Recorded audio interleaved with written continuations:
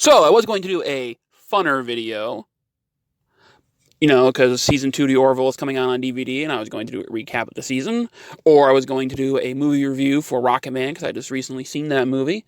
But this is more urgent, with YouTube, Universal, NBC, Vox coming after smaller creators. Anybody who is not a billionaire or a millionaire. And don't let it fool you, it is not because a gay man was being called gay on YouTube. His Twitter handle is literally gay woke, and his biography says he's a queer. It says queer in it. That's his preferred pronoun, or whatever it is. Whatever his meaning for having that in his biography. Mine just says I'm a writer and what books I wrote. And that I can do voices. That's all mine does. It doesn't say that what I am, male, or anything like that. It just says that. Some people put weird things in their biographies. It's up to him. It's free world. But this is because Vox is bleeding money like crazy. This man is a public figure. Definition of public figure. A public figure is a person, such as a politician, celebrity, social media personality, or business leader who has a certain social position within the certain scope of a specific influence. You can make fun of public figures freely. It's actually a right given to people to protect them.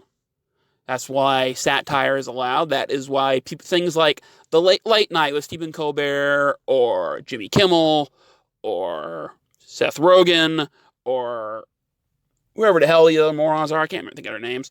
Everybody that does late night comedy, all the way back to Johnny Carson, made fun of politicians. Why? Because they're public figures.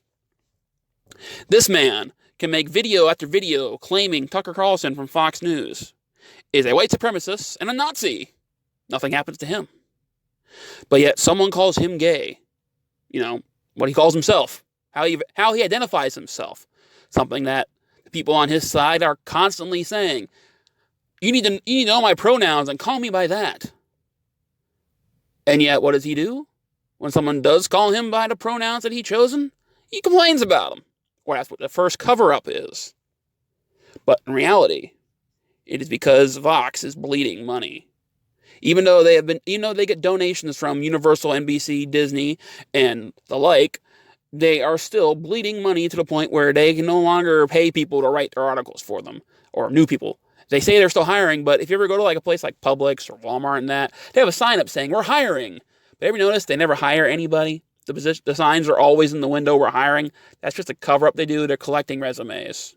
Just in case somebody they do have quits. Like, let's say this guy quit because he can't take the heat. They'd have somebody in the window. Oh, okay, we got all these applications in. Vox isn't hiring.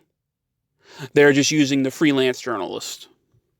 This man constantly says attack people on social media.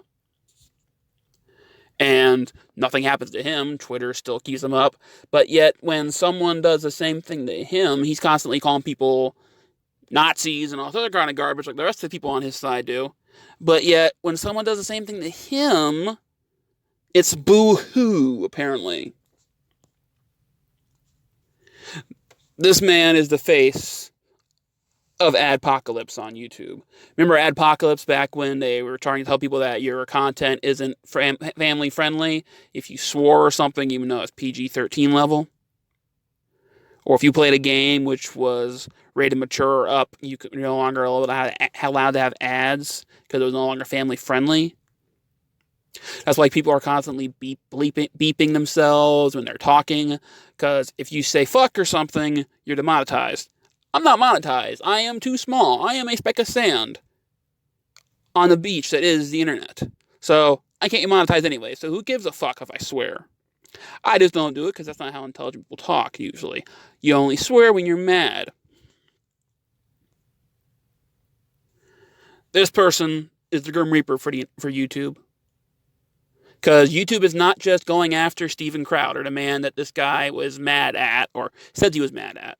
They're going after anyone and everyone. Movie reviewers, history teachers, video game players, literally anybody. There are lots of people, or if you go on Twitter and just search Adpocalypse, you will literally see, or Vox Adpocalypse better, you will literally see people commenting saying how they've been demonetized. And for the dumbest reasons, they're not political at all.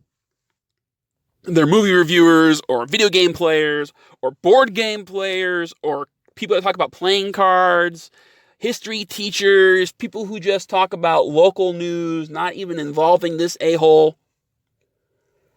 And YouTube is just going crazy with this demonetization stuff. Why? Because Vox, a couple years ago, tried to go after the #1 independent YouTuber on the platform, PewDiePie. I honestly don't give a shit about him. I mean, yay, he does everything from his bedroom, and he makes millions of dollars, and hey, great for him. He did YouTube successfully with his annoying voices. My voice is annoying, but, his is annoying, entertaining, mine's just annoying. They couldn't get him, so they went after smaller ones. So, is the Adpocalypse affecting you? Did you know it was a thing? Because it's been constantly on my feed of subscription things for the last week. Comment down below, dislike. Are you a Vox watcher? I actually was. And in all honesty, I actually also subscribed to Young Turks for about 4 or 5 years, I think, there. For a little while, along with The Amazing Atheist and some other guy who was also an atheist. For a little while there, I was subscribing 3 or 4 different ones, and I was watching them. And then I just stopped liking their content for some reason. Not like it changed in quality or anything, I just stopped liking it. So I stopped watching it, and then I eventually unsubscribed to it, or YouTube unsubscribed them for me. Or if you look at my subscription thing on my original one, I'm subscribed to 400 people, and I have no clue who the hell most of those people are. So, it's like what I said in my one video. YouTube, after a while, if you don't watch something, will just stop showing you their stuff.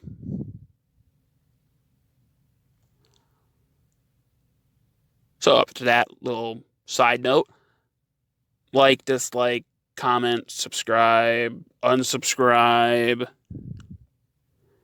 Because, hey, it's a free country as for now, and YouTube is still a free platform. I mean, with Adpocalypse going to be affecting everybody, except for the big people, I think a lot of people will be fleeing.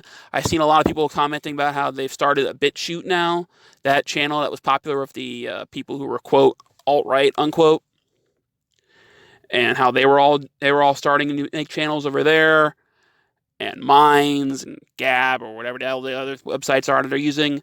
So this could be the end of YouTube as we know it. YouTube in 4 or 5 years could just be like cable TV. They already have YouTube Red, Cobra Kai, and all that on that, where you can't watch it. When in reality, if the Cobra Kai was made back in the early days of YouTube, it just would have been ads in front of it. So it would have been free to watch. But now, it is pay to watch. It used to just be ads paid for the space available on YouTube. Now, you pay for the spaces on YouTube. A lot of people are also commenting how they're deleting their YouTube Red subscriptions and all that kind of stuff, or premium subscriptions, which I think that's kind of funny. The same thing happened with HBO when Game of Thrones ended. Well, I'm not going to watch HBO anymore. I only had it for Game of Thrones. Or they were canceling because they hated the ending. One of the two. Same thing. They were still canceling it after Game of Thrones ended. So stay tuned for the actual fun videos, or the ones I actually do on this channel, not the ones like this. And hey, have a good one.